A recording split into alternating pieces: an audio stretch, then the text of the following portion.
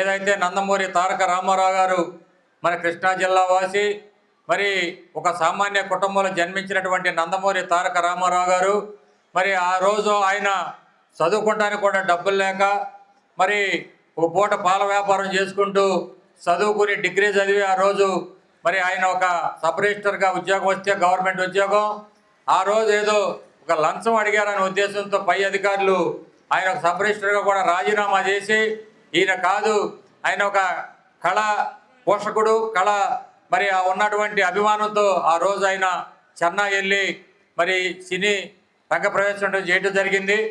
ఏదైతే ఈ ఆంధ్రప్రదేశ్లో కానివ్వండి భారతదేశంలో ఒక సినీ నాయకుడిగా తన రికార్డులు తానే బద్దలు కొట్టుకుంటూ ఎన్నో వందల సినిమాలు ఎంతోమంది చరిత్రల్ని మన కళ్ళకి కట్టి చూపించినటువంటి ఏకైక నాయకుడు నందమూరి తారక రామారావు గారు. ఏదైతే ఈరోజు కృష్ణుడిగా కానివ్వండి, రాముడిగా కానివ్వండి, దుర్యోధనుడిగా కానివ్వండి, ఏ భగవంతుడు రూపాలన్నింటినీ కూడా మనకు కళ్ళకి కట్టినట్టు చూపించినటువంటి మహానుభావుడు నందమూరి తారక రామారావు గారు.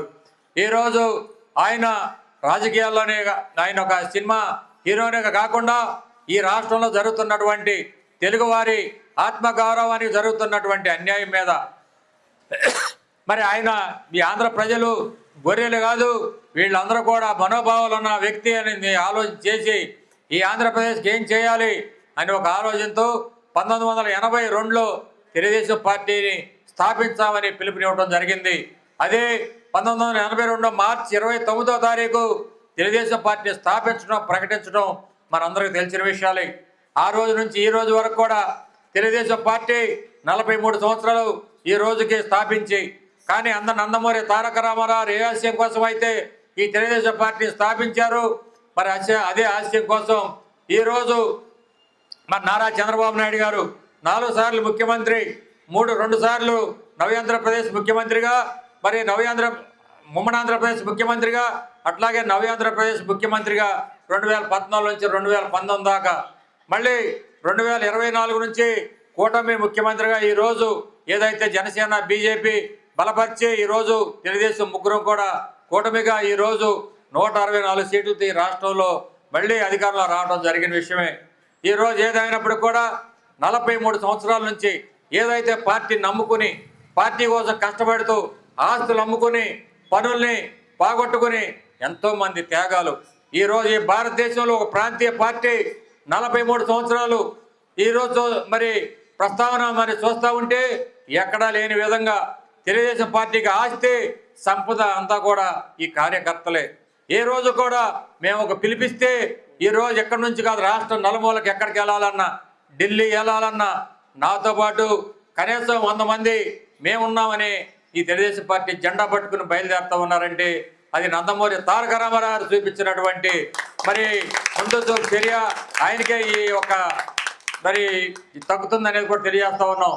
మరి ఈ రావుచర్ల గ్రామంలో ఏదైతే 1983 ఎలక్షన్ జరిగిన దగ్గర నుంచి నేటి వరకు కూడా సుమారు ఏ ఎలక్షన్ జరిగినా కానీ గ్రామస్తులందరూ ఒకే నిర్ణయంతో మరి ఈరోజు 43 సంవత్సరాలు తెలుగుదేశం పార్టీని ఆదరిస్తూ తెలుగుదేశం పార్టీయే మాకు, తెలుగుదేశం పార్టీలో ఉంటామని మరి ఈ రోజు వరకు కూడా తెలుగుదేశం పార్టీకి అండదండలు అందిస్తూ ఉంటూ ఏ ఎలక్షన్లు వచ్చినా కానీ మరి పంచాయతీ కానివ్వండి, అట్లాగే ఎంపీటీసీ కానివ్వండి, అట్లాగే ఎమ్మెల్యే ఎలక్షన్ కానివ్వండి, ప్రతి ఒక్క ఎలక్షన్ కూడా ఈ గ్రామం నుంచి అత్యధికమైన మెజార్టీ తెలుగుదేశం పార్టీకి ఇస్తూ ఉన్నారు. కానీ ఒకే ఒకసారి 1999లో ఈ గ్రామం మైనస్ వచ్చింది. మళ్ళీ ఆనాటి నుంచి ఈనాటి వరకు కూడా మరి ఒక పార్టీ కోసం ఆస్తులు అమ్ముకుని మరి ఈరోజు పార్టీ కోసం పనిచేస్తూ ఉన్నటువంటి గ్రామం రావుచర్ల గ్రామం. మేము కూడా కార్యకర్తలు ఆ రోజు 82లో మాకు ఓటు రాలేదు, 1987లో మాకు ఓటు రావడం జరిగింది.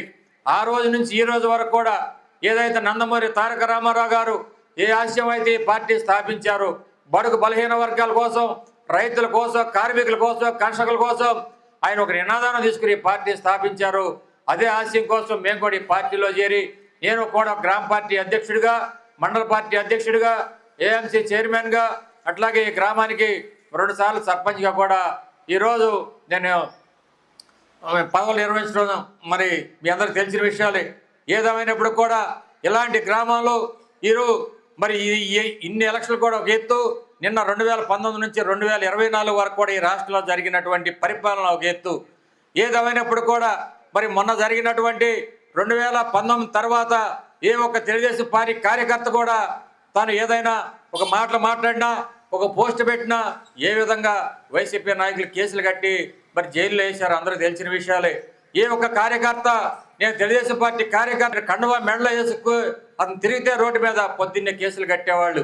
కానీ వీటన్నిటి కూడా లెక్క చేయకుండా, కేసులు భయపడకుండా, ఆస్తుల ధ్వంసానికి భయపడకుండా మేము తెలుగుదేశం అంటే ఉంటామని మరి 2021లో సర్పంచ్గా నన్ను, మరి అట్లాగే 2022లో జరిగినటువంటి ఎంపీటీసీగా మర్రి శివరామణి గారిని ఇద్దరిని కూడా గెలిపించడం అనేది నిజంగా వాళ్ళందరికీ మేము ఎప్పుడు కూడా రుణపడి ఉంటాం.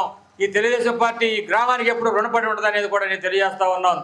కానీ ఈ గ్రామం ఈ పార్టీ కోసం ఇంత కష్టపడతా ఉన్నప్పుడు మేము కూడా ఏం చేయాలని ఆలోచన చేస్తూ ఉన్నాం.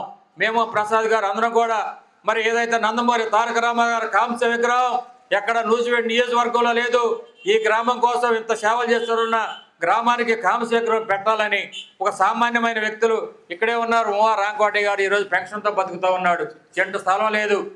ఆయన కూడా ఈ యొక్క విగ్రహానికి 25,000 రూపాయలు డొనేషన్ ఇచ్చారు. కానీ అలాంటి వ్యక్తులందరూ కూడా ఈరోజు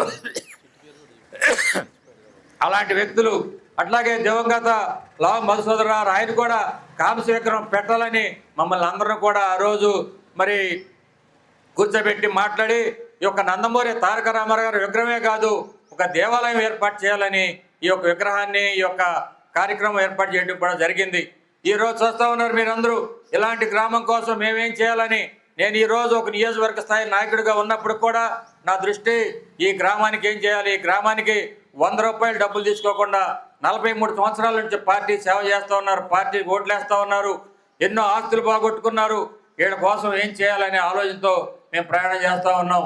ఈరోజు చూస్తూ ఉన్నారు మొన్న జరిగినటువంటి ఎన్నికల్లో మరి నూజివేడ్ నియోజకవర్గంలో కొలిసి పార్థసారథి గారు ఎమ్మెల్యే గెలిచి ఈరోజు మంత్రిగా ఉన్నారు.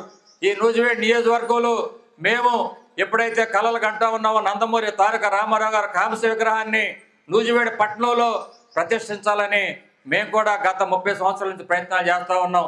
కానీ ఈరోజు కొలిసి పార్థసారథి గారు మొన్న పార్టీ ఆవిర్భావ దినోత్సవం బాగా జరపాలన్నప్పుడు మేము ఒకటే చెప్పాం, సార్ కాంస్య విగ్రహం పెట్టి మనం ఈ కార్యక్రమాన్ని బాగా చేస్తే దానికి హైలైట్ అవుతుందని చెప్పడంతో మళ్ళీ కాంస్య విగ్రహం పెట్టండి, పురమాయించండి అని ఆయన నందమూరి తారక రామారావు గారు ఏదైతే ఇక్కడ విగ్రహం ఉందో ఇదే విగ్రహం టైపు కాంస్య విగ్రహాన్ని నూజివేడ్ పట్టణంలో సాయంత్రం 5:30 గంటలకు ప్రతిష్ట చేయడం జరుగుతూ ఉంది. దానికి తెలుగుదేశం పార్టీ కార్యకర్తలు నాయకులు ఏదైతే 1982 నుంచి పార్టీ కోసం కష్టపడతా ఉన్నారు, మొన్న జరిగినటువంటి ఎన్నికల్లో కష్టపడ్డారు. ప్రతి ఒక్క కార్యకర్తకి పిలవాలి, వాళ్ళు సన్మానించాలి, వాళ్ళని గౌరవించాలి. ఏదైతే పార్టీ కోసం ఇంత కష్టపడ్డ కార్యకర్తకి కడుపు నిండా భోజనం పెట్టి వాళ్ళకి సన్మానించాలనే ఉద్దేశంతో ఈరోజు 10-15 వేల మంది కార్యకర్తలందరూ కూడా భోజనాలు పెట్టి సన్మానం చేయాలి విగ్రహావిష్కరణ తర్వాత అనే ఒక కార్యక్రమాన్ని ఈరోజు తీసుకోవడం అనేది చాలా అభినందనీయం. మరి ఈరోజు ఏదైతే మరి నూజివేడ్ పట్టణంలో సాయంత్రం 5 గంటలు జరిగే ఒక కార్యక్రమంలో ప్రతి ఒక్క కార్యకర్త, ప్రతి ఒక్క నాయకుడు మీరు అందరూ కూడా పాల్గొని నందమూరి తారక రామారావు గారికి ఘనమైన నివాళులు అర్పించి ఆ ఒక్క మరి భోజన కార్యక్రమాల్లో కూడా ఓటేసిన ప్రతి కార్యకర్త కూడా వచ్చి పాల్గొనాలని కూడా తెలియజేస్తూ ఉన్నాం. మరి ఏదేమైనప్పుడు కూడా ఈ గ్రామానికి మేము ఏం చేయాలని ఒక ఆలోచనతో చేస్తూ ఉన్నాను. ఈరోజు కావాల్సింది నేను రైతుగా ఉండి రైతు పడే కష్టాలను చూశాను. ఈరోజు పార్టీ కార్యకర్తగా ఉండి పార్టీ కార్యకర్త పడే కష్టాలని నేను చూశాను. ఈ రెండింటికి ఏం చేయాలని ఆలోచన చేస్తూ ఉన్నాం. ఈరోజు ఈ గ్రామం కోసం ఏదైతే ఆస్తులు అమ్ముకుని పార్టీ కోసం పనిచేస్తూ ఉన్నారో వాళ్ళందరికీ ఏం చేయాలి, అట్లాగే వ్యవసాయం నమ్ముకున్న రైతాంగం మరి ఈరోజు అతనికి ఏమి ఇవ్వాలనే ఆలోచనతో నేను ప్రయాణం చేస్తూ ఉన్నాను. రైతుకి నీరు ఇవ్వాలి, గ్రామంలో నివాసించే ప్రతి ఒక్క ఇంటి చివరి వరకు కూడా మరి అతనికి పంచాయతీ నుంచి నీరు ఇవ్వాలని ఈరోజు నేను ప్రణాళికలతో ముందుకెళ్తా ఉన్నాను. ఏదైతే మనకున్న అవకాశాలని మనకున్న చెరువులు కూడా ఈరోజు డెవలప్ చేసి ఒక పైలట్ ప్రాజెక్టు తయారు చేసి రైతాంగానికి పూర్తిగా చెరువుల నుంచి నీరు ఇవ్వాలనే ఆలోచనతో నేను ఈరోజు ముందుకెళ్తా ఉన్నాను. అట్లాగే గ్రామంలో కూడా ప్రతి ఒక్క ఇంటి చివరి వరకు కూడా ఎటువంటి మోటార్ బిగించుకోకుండా తన ఇంటికి నీళ్లు వెళ్ళే విధంగా కూడా ప్రణాళిక తయారు చేస్తూ ఉన్నాం. ఈ రెండు కార్యక్రమాలు కూడా మరి అతి త్వరలో ప్రారంభిస్తామనేది కూడా గ్రామస్తులకి ఈ సందర్భంగా తెలియజేస్తా ఉన్నాను. ఏదేమైనప్పుడు కూడా మేము కూడా మరి పార్టీ కోసం కష్టపడుతూ ఉన్నాం. మీకోసం ఎక్కడైనా మేము చిన్న చిన్న పొరపాట్లు చిన్న చిన్న రాంగ్ స్టెప్ వేసినా మీరు అందరూ కూడా మరి గౌరవించాలి. మీరు ఎక్కడా కూడా మీరందరూ కూడా మా సహాయ సహకారం అందించాలని కోరుకుంటూ మీ యొక్క ఈ గ్రామ అభివృద్ధి ధ్యేయంగా మేము పనిచేస్తాం. ఈరోజు నాకు ఎమ్మెల్యే పదవిలో లేకపోతే ఈ నామినేటెడ్ పోస్టులో కూడా నేను కోరుకోవట్లేదు. నా కోరిక ఈ గ్రామాన్ని అభివృద్ధి చేయాలి, ఈ రాష్ట్రంలో ఈ గ్రామాన్ని నెంబర్ 1 స్థాయిగా తీర్చిదిద్దాలనే కార్యక్రమాన్ని నేను తీసుకొని ముందుకెళ్తా ఉన్నాను. మరి యొక్క కార్యక్రమంలో పాల్గొని అందరూ కూడా నందమూరి తారక రామారావు గారు పార్టీ వ్యవస్థాపకులు, ఆయన ఘనమైన నివాళులు అర్పించినటువంటి మరి గ్రామ పార్టీ నాయకులకి కార్యకర్తలకి అందరూ కూడా పేరు పేరు ధన్యవాదాలు అభినందనలు తెలియజేసుకుంటూ వర్ధిల్లాలి తెలుగుదేశం పార్టీ, వర్ధిల్లాలి తెలుగుదేశం పార్టీ.